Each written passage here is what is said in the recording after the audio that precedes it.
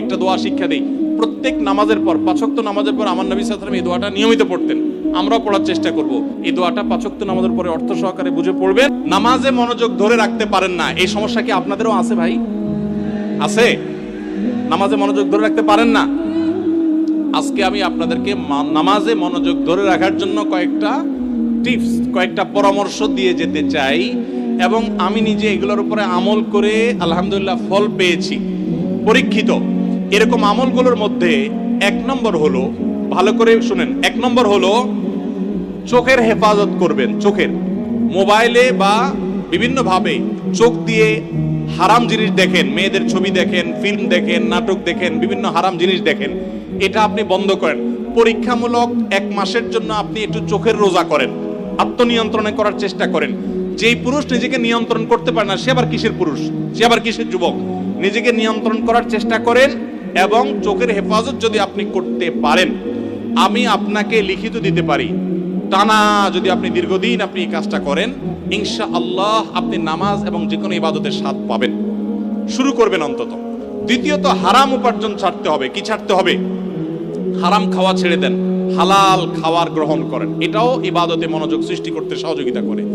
তৃতীয়ত, নামাজের জন্য বিশেষ করে বলতে চাই, এই যে পয়েন্টটা এখন বলতেছি নামাজের মধ্যে, এইটা যদি করেন আর আপনি মনোযোগ না আসে, আপনি আমাকে ব্যক্তিগতভাবে জানায়েন যে আপনি ভুল বলে আসছেন। আমি আলহামদুলিল্লাহ এটার উপরে নিজে 100% উপকারিতা পেয়েছি, অনেককে পরামর্শ দিয়ে তাদের মধ্যে উপকারিতা পেয়েছি। সেটা হলো নামাজের টাইমিংটা বাড়িয়ে দেন, অর্থাৎ দীর্ঘ সময় নিয়ে নামাজ পড়েন।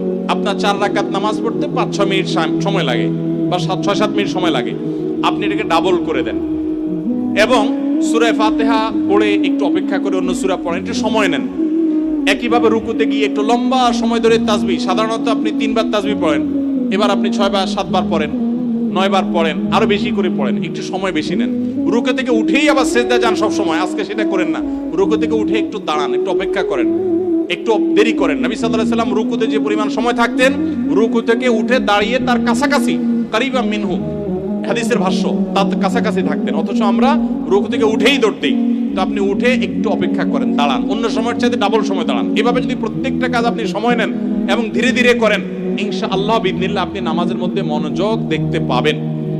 3টা গেল। 4 নম্বর হলো নামাজের মধ্যে যে সূরা কেরাতগুলো পড়েন, এই যে আজকে আমরা 3 কুল সম্পর্কে আপনাদেরকে বললাম, নামাজের দোয়াগুলো, সূরাগুলো, কেরাতগুলো, এগুলোর অর্থটা বোঝার চেষ্টা করবেন। তাহলে নামাজের ভিতরে ওই অর্থের কথা আপনার মাথায় আনতে পারবেন, আপনার মনোযোগ ধরে রাখতে পারবেন। আর আরেকটা পরামর্শ হলো, ইবাদত এবং নামাজে বিশেষ করে মনোযোগ সৃষ্টি করার জন্য আগে থেকে মনোযোগ নষ্টকারী বিষয়গুলো থেকে সরে আসেন। অনেকে আছে মোবাইল টিপতে টিপতে নামাজে দাঁড়ায়, নামাজে ঢোকার আগে, মসজিদে যাওয়ার আগে মোবাইল সুইচ অফ করে ফেলান এবং এরোপ্লেন মোড করে ফেলান, যাতে করে মেসেজ আসলেও টেন না পান। ইনশাআল্লাহ দেখবেন মনোযোগ আসবে। সেই সাথে আল্লাহর কাছে দোয়া করবেন।